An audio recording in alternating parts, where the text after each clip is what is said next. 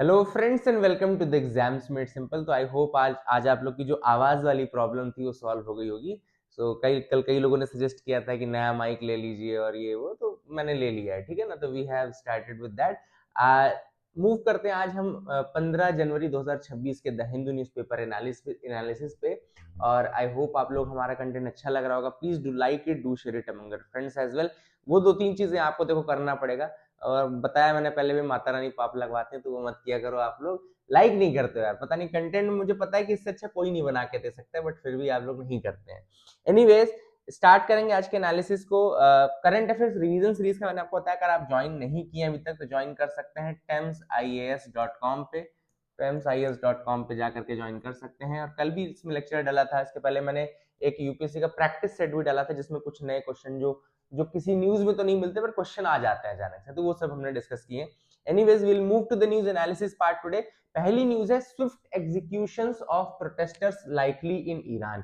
Iran में आप सबको पता है प्रोटेस्ट चल रहा है। पहले तो इकोनॉमी को लेकर के चल रहा है, जॉब को लेकर के चल रहा है, एंड इसको फ्यूल किया बीच में अमेरिका ने फ्यूल कैसे किया? अमेरिका ने बोला कि भाई अगर आप प्रोटेस्टर्स को कुछ करेंगे, मारेंगे, पीटेंगे तो हम आपको छोड़ेंगे नहीं। तो प्रोटेस्टर्स को थोड़ा और हवा मिल गई।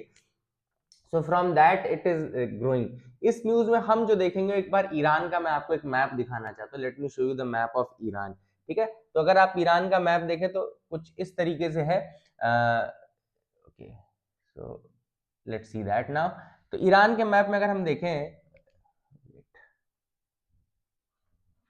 Okay, so this is the physical part now. Iran में पहले बॉर्डरिंग कंट्रीज देख लो। ऊपर आपको दिख रही है, यहाँ पे तुर्कमेनिस्तान दिख रही है। देन इधर साइड ईरान का बॉर्डर यहाँ टर्की को टच कर रहा है। देन यहाँ अजरबैजान दिख रहा होगा आपको, यहाँ इराक दिख रहा है। दिस इज द कुवैत वाला पोर्शन, कुवैत दिख रहा है। देन इधर कुवैत दिख गया। देन आपको ईरान से इधर सऊदी वाला पार्ट तो नहीं दिख रहा है, लेकिन यहाँ पे पाकिस्तान दिख रहा है। दिस इज द पाकिस्तान वाला portion, this is the Afghanistan वाला पोर्शन। ठीक है ना। तुर्कमेनिस्तान यहाँ पे ही आपको अशकाबाद दिख रहा होगा। अशकाबाद एग्रीमेंट बहुत फेमस एग्रीमेंट है। और यहाँ ईरान और ये सऊदी के बीच में आने वाली जो वाटर बॉडी है पर्शियन गल्फ, तो पर्शियन गल्फ को भी टच करती है। देन इधर ऊपर कैस्पियन सी को टच करती है। इंपॉर्टेंट है, कैस्पियन सी को भी टच करती है आपका ईरान। तो ये इंपॉर्टेंट है। देन फिजिकल फीचर में एक डेजर्ट है यहाँ पे, Dasht-e Kavir. There is a desert and there is a Dasht-e Lut. These are the two deserts, Dasht-e Kavir and Dasht-e Lut, these are the two deserts। ठीक है ना। And यहाँ पे माउंटेन रेंजेस में जैग्रॉस mountain आता है, एलबुर्ज mountains आता है ना। कुछ इंपॉर्टेंट प्लेसेस अगर और अपन देख रहे हैं, बंदर अब्बास इंपॉर्टेंट प्लेस है। देन आपको इधर साइड वाटर बॉडी में स्ट्रेट ऑफ हॉर्मुज है। स्ट्रेट ऑफ हॉर्मुज आपकी यहाँ पे गल्फ ऑफ ओमान और पर्शियन गल्फ के बीच में, straight of Hormuz gulf of Oman और गल्फ पर्शियन गल्फ के बीच में है। ये भी आपको याद रखना है। तो दीज आर द थिंग्स, मोटा मोटा थिंग्स जो आपको याद रखना है फ्रॉम द ईरान मैप। इसीलिए मेरे को ये बताना था। दश्ते काबिर, दश्ते लुत, दो डेजर्ट जरूर याद रखना, जैग्रॉस, एल्बुर्ज याद रखना। देन बॉर्डरिंग कंट्रीज में Azerbaijan, Turkey, Iraq, Kuwait. Then इधर साइड अफगानिस्तान, तुर्कमेनिस्तान, पाकिस्तान, है ना, ये याद रखना। ठीक है, वाटर बॉडीज में Persian Gulf, Strait of Hormuz, ये याद रखना। ठीक है, तो these are the things which are there. I hope you got clarity regarding that. आगे मूव करते हैं, देखते हैं क्या इंपॉर्टेंट न्यूज आर्टिकल यहाँ पे है। Kuki-Zo council reiterates its demand for a separate union territory for tribes। यहाँ पर ये जो न्यूज आर्टिकल है, इसमें दो ट्राइब्स के बीच में जो कलह हुई है, लड़ाई हुई है। एक तो कुकीजो ग्रुप है, कुकीजो एक ही ग्रुप है ना, एंड वर्सेस जो दूसरा ग्रुप है वो ग्रुप है किसका? मीतीज का। ठीक है, अब देखो क्या है, मणिपुर में मीतीज आर द मेजोरिटी में जो ग्रुप है वो मीतीज है। ठीक है ना। एंड मीतीज जो है वहां पे वैली वाला ग्रुप है। मतलब देखो दो पार्ट है, मणिपुर के दो पार्ट है। एक अगर हम देखें तो हिल ट्राइब है, दूसरा यहाँ पे वैली वाला ट्राइब है। तो जो वैली वाला पोर्शन है और ये हिल वाला पोर्शन, तो वैली वाले पोर्शन में मीतीज रहते हैं, they are the Meiteis people. And यहाँ हिल वाले में रहते हैं कौन? आपके कुकीजो। कुकी वाले जो लोग रहते हैं वो हिल में रहते हैं। इनका ये कहना है कि हिल ट्राइब्स को चूंकि वैली में आना अलाउड नहीं है, इस कारण से बहुत सारी जो सुविधाएं हैं, चाहे वो हेल्थ की सुविधाएं हो, चाहे एजुकेशन की सुविधाएं हो, they are not being able to attend those, get those, है ना। देखो यहाँ पे देखो लिखा है, for nearly 3 years the Kuki-Zo people have been unable to access the Imphal valley, जो इम्फाल वैली जहां पर मीतीज रहते हैं, leading to severe humanitarian, economic, medical and administrative hardship. 2023 से जब से ये इशू शुरू हुआ था, लड़ाई झगड़ा शुरू हुआ था, उसके बाद से अभी तक वो इम्फाल वैली में जा ही नहीं पाए, तो बहुत सारे उनको crisis, humanitarian, economic, medical crisis face करनी पड़ी, इसलिए वो सेपरेट उसके यूटी की डिमांड कर रहे हैं, they are demanding for a separate UT now, है ना। बाकी इनका इशू कैसे स्टार्ट हुआ था अगर आपको जानना चाहते हैं, तो इनका इशू ऐसे स्टार्ट हुआ था कि गवर्नमेंट ने एग्री किया था फॉर गिविंग these people, जो जो लेट मी, यहाँ लिखा हुआ है मैंने, देखो, तो tension boiled over when Kukis began protesting against the demand from the Meiteis to be given official tribal status. Meiteis ने बोला कि हमको ऑफिशियल ट्राइबल स्टेटस चाहिए, तो कुकीज का ये कहना था कि भाई देखो, मीतीज ऑलरेडी इन्फ्लुएंशियल है, और अगर उनको ऑफिशियल ट्राइबल स्टेटस मिल जाता है तो they will be able to get the buy और settle the land in the Kuki areas also, क्योंकि ऊपर जो हिल ट्राइब्स है वहां पे ट्राइबल पीपल रह रहे हैं, तो अभी मीतीस को नहीं मिला हुआ, जब मीतीस को अगर ट्राइबल स्टेटस भी मिल जाएगा तो they will be able to buy land in the hill areas as well. तो यहां से पूरा डिबेट जो है वो शुरू हुआ था, and this was the original issue, जो 2023 में लड़ाई झगड़ा शुरू हुआ था ना, इसी कारण से स्टार्ट हुआ। तो I hope you got clarity regarding that as well. अगली जो न्यूज है वो है, देखो यहाँ पे, Supreme Court to decide today on the plea for passive euthanasia. तो सुप्रीम कोर्ट आज एक पैसिव यूथनेशिया की प्ली को देखेगा। हरीश नाम के व्यक्ति हैं जो कि आई थिंक पिछले 13 सालों से ही has been in the vegetative state, मतलब वेजिटेटिव स्टेट मतलब कि पूरी तरीके से वो ना बात कर पा रहे ना समझ पा रहे चीजों को। तो 100% क्वाड्रा, ये देखो लिखा हुआ है 100% quadriplegic disability after falling from the fourth floor से गिरे थे। अच्छा, दो तरीके की यूथनेशिया होते हैं भाई, देखो, एक होता है आपका एक्टिव यूथनेशिया और एक होता है पैसिव यूथनेशिया। याद रखिएगा, इंडिया में एक्टिव यूथनेशिया जो है वो इलीगल है, पैसिव यूथनेशिया जो है वो केस बाय केस बेसिस पे होता है, केस बाय केस बेसिस पे होता है। और इसका जो सबसे इंपॉर्टेंट केस है वो है अरुणा शॉनबाग का केस। अरुणा लिख लीजिए आप लोग, अरुणा, बार बार ये कुकीज वाला आ जाता है, ठीक है। तो यहाँ पे जो सबसे फेमस केस है वो मैं आपको बता रहा हूँ, the most famous case is the Aruna, ARUNA, Aruna Shanbaug, ठीक है। तो अरुणा शॉनबाग के केस के बाद ही इंडिया में जो आपका ये पैसिव यूथनेशिया है उसको अलाउ किया गया था। तो again that is a thing जो कि आप याद रख सकते हैं। यहाँ पे देख लीजिए, लेट्स गो टू दैट,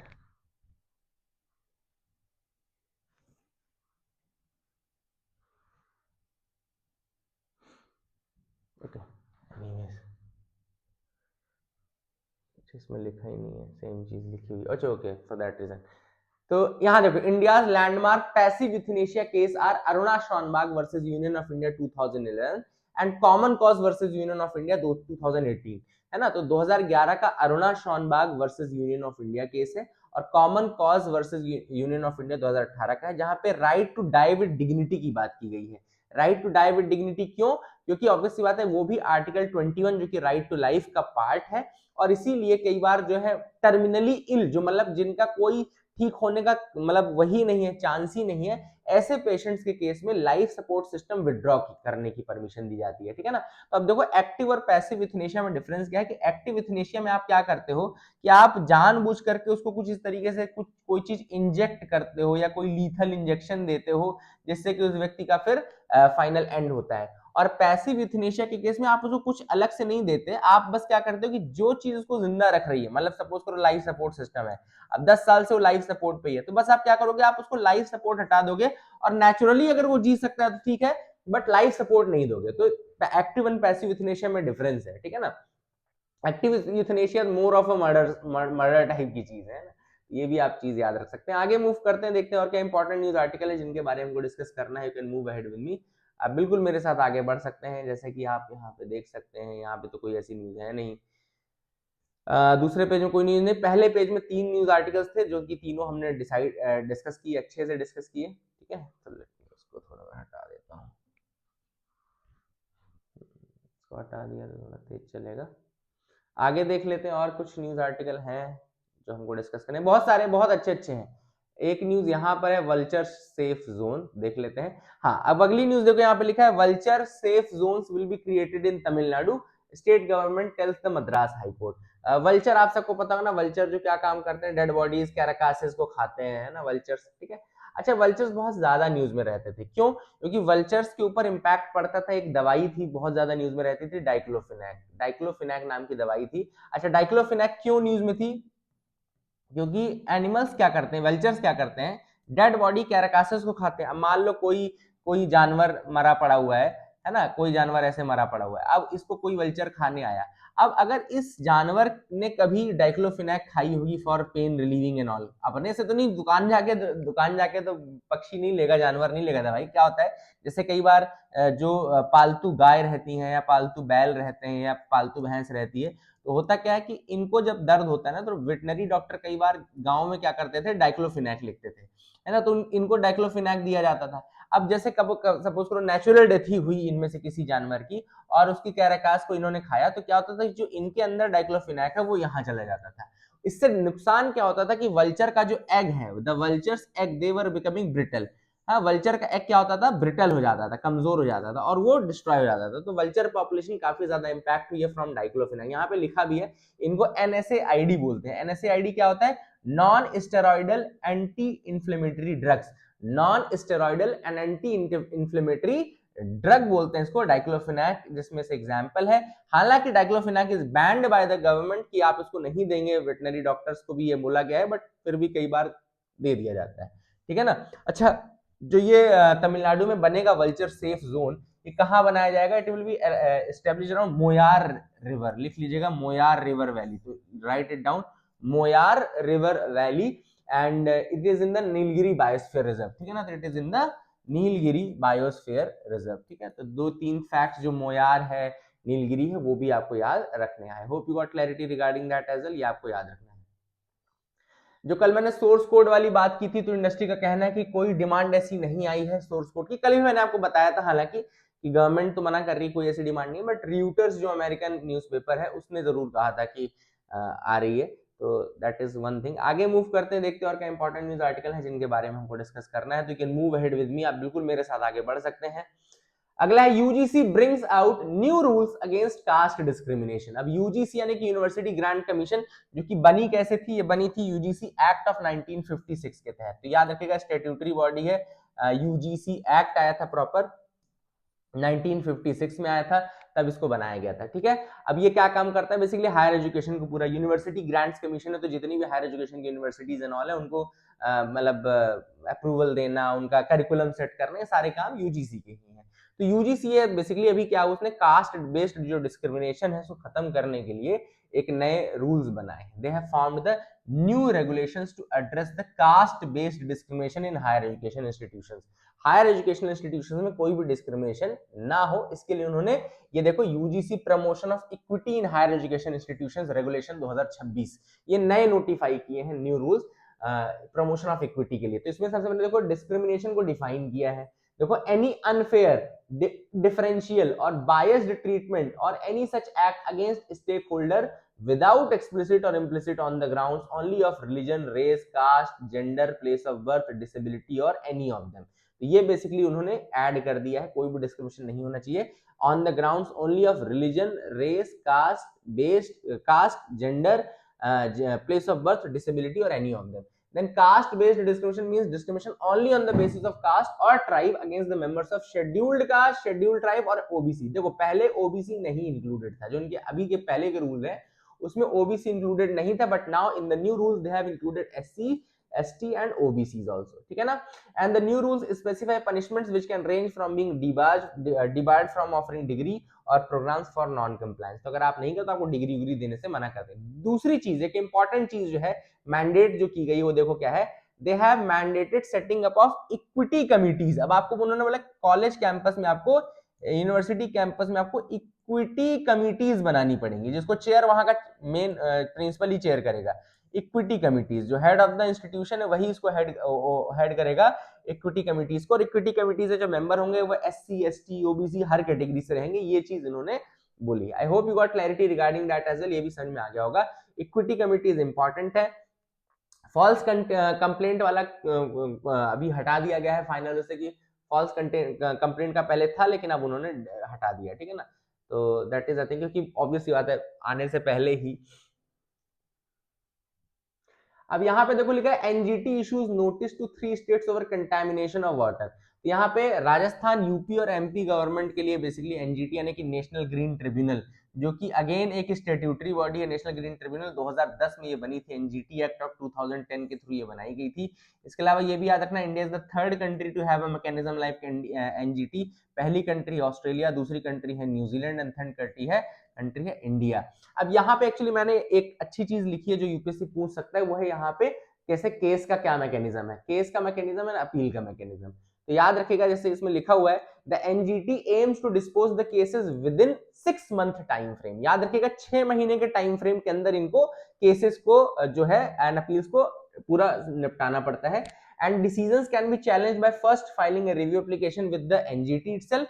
तो पहले तो आप रिव्यू डालते हो एनजीटी में, उसके बाद अपील डायरेक्टली करते हो सुप्रीम कोर्ट में विद इन 90 डेज। ये भी याद रखना कि 90 दिनों के अंदर फिर आपको अपील करनी पड़ती है। Within 90 days you have to appeal in front of the Supreme Court, ठीक है ना। इसके अलावा अगर एनजीटी के अंदर अंदर का केस है, जैसे कि मान लो किसी पोल्यूशन कंट्रोल बोर्ड से आया, तो उसका क्या मैकेनिज्म है देखो। तो appeal against an order, decision और डायरेक्शन फ्रॉम रेगुलेटरी अथॉरिटी। जैसे स्टेट पोल्यूशन कंट्रोल बोर्ड ने कोई डिसीजन दे दिया, समझ लो, ठीक है। अगर वो एनजीटी में आपको अपील करना है तो 30 दिनों का टाइम मिलता है। पहले ऑर्डर के 30 दिनों के अंदर आपको एनजीटी में फाइल करना पड़ता है। फिर एनजीटी इंटरटेन कर सकता है अपील को with a maximum 60 days if a sufficient cause for delay is established, है ना। 60 डेज टाइम पीरियड मैंडेटरी, फिर 60 डेज के अंदर फिर एनजीटी को उसको करना पड़ता है अपील को, ठीक है। तो I hope you got clarity regarding all these things as well. ये दिन याद रखना, सुप्रीम कोर्ट का जो टाइम पीरियड दिया गया है, सुप्रीम कोर्ट में जो अपील करने का टाइम पीरियड दिया गया है, वो कितना दिया गया है, 90 डेज दिया गया है, ठीक है ना। और अगर पोल्यूशन कंट्रोल बोर्ड से आ रहा है तो उसको तो पहले 30 दिनों के पहले अप्लाई करना पड़ेगा, फिर 60 दिन का टोटल टाइम पीरियड दिया गया है एनजीटी को, ठीक है। तो I hope you got clarity regarding that as well. ये भी आपको समझ में आ गया होगा।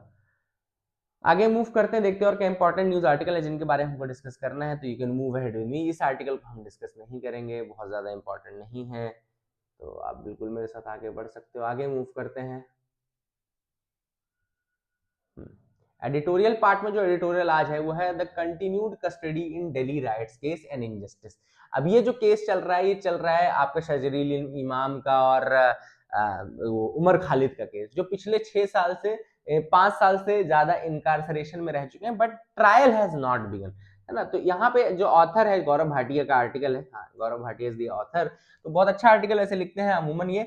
तो इनका ये कहना है बेसिकली कि ट्रायल पिछले 5 साल से नहीं शुरू हुआ, that in itself is a injustice. वो अपने आप में एक इनजस्टिस है।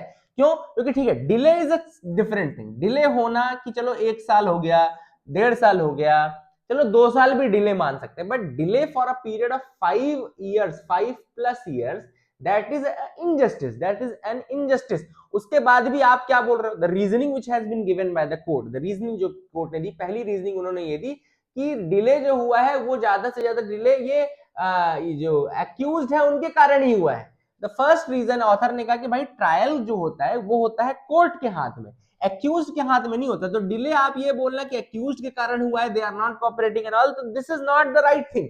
The first thing is that. Second thing उन्होंने बोला कि अगर आप इस तरीके से बिहेव करेंगे तो ये प्रोसिक्यूशन और स्टेट जो है, जो प्रोसिक्यूशन है, इट विल बी, मतलब प्रोसिक्यूशन के पास और ज्यादा अच्छा चांस रहेगा कि वो और ज्यादा चढ़ के आ सके। तो दैट इज अगेन एक अनफेयर, ट्रायल भी अनफेयर होगा अगर होगा भी तो। थर्ड उन्होंने बोला कि ठीक है, ये अभी भी ये है अनप्रूवन ग्राउंड्स पे है, they are on unproven grounds.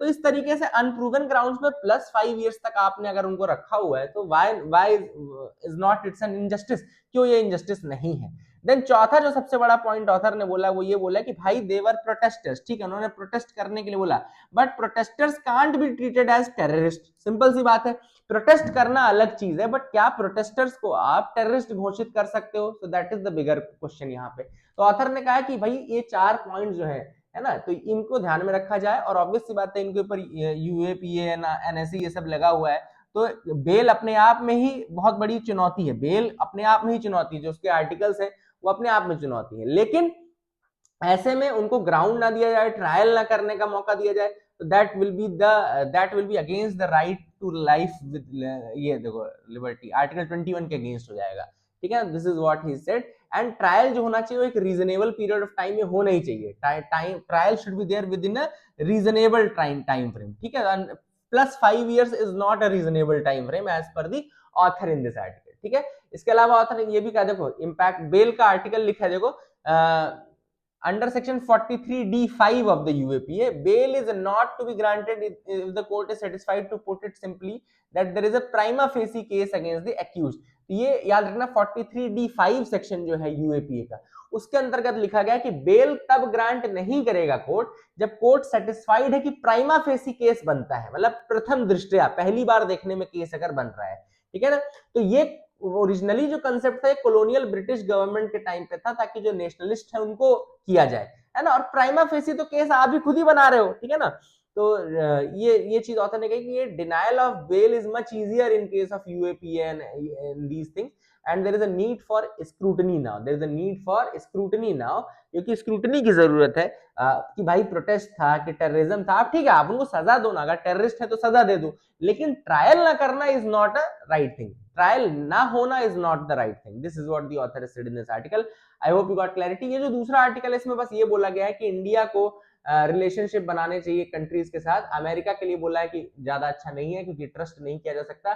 ये कोऑपरेशन क्रिटिकल मिनरल्स की बात की जा रही है, तो इसमें ऑस्ट्रेलिया का नाम उन्होंने जरूर रखा है कि ऑस्ट्रेलिया के साथ आप कोऑपरेट करिए, क्योंकि आपको क्रिटिकल मिनरल्स की जरूरत पड़ेगी अगर आप 2047 तक बनना चाहते हो डेवलप्ड। दूसरा इन्होंने कहा कि जापान के साथ आप करिए। अमेरिका के लिए इन्होंने जरूर बोला कि अमेरिका इज नॉट ट्रस्ट वर्दी, ठीक है। तो these are the things which are there. Author ने बहुत अच्छा आर्टिकल नहीं था हालांकि, है ना।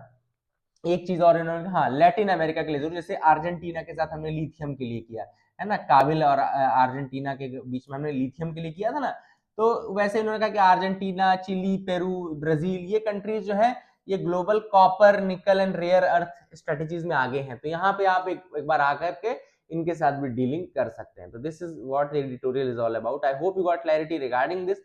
आगे मूव करते हैं, देखते हैं और क्या इंपॉर्टेंट न्यूज आर्टिकल है जिनके साथ हमको डिस्कस करना है। You can also move ahead with मी, आप बिल्कुल मेरे साथ बढ़ सकते हैं। अभी देखो कल परसों तक इसमें फिर क्वेश्चन और सारी चीजें मैं इंक्लूड कर दूंगा इस एनालिसिस में, अभी तो थोड़ा मैं ही यूज टू हो रहा हूँ इसलिए अच्छा है, लेकिन आज से आपको दिक्कत नहीं होगी। अगला है मलयालम लैंग्वेज बिल 2025। अब ये केरला गवर्नमेंट ने इंट्रोड्यूस किया है मलयालम लैंग्वेज बिल 2025। अब क्या है ये मलयालम लैंग्वेज बिल 2025? तो देखो लिखा है Malayalam language bill 2025 seeks to formally adopt Malayalam as the official language of Kerala and mandates its use against across the government, education, judiciary, public communication, commerce and digital domain subject to constitutional provisions, है ना। And इसके अलावा presently state जो है recognise करता है both English and Malayalam को as official languages, and Malayalam will become the compulsory first language in all government and aided schools in Kerala up to class 10th।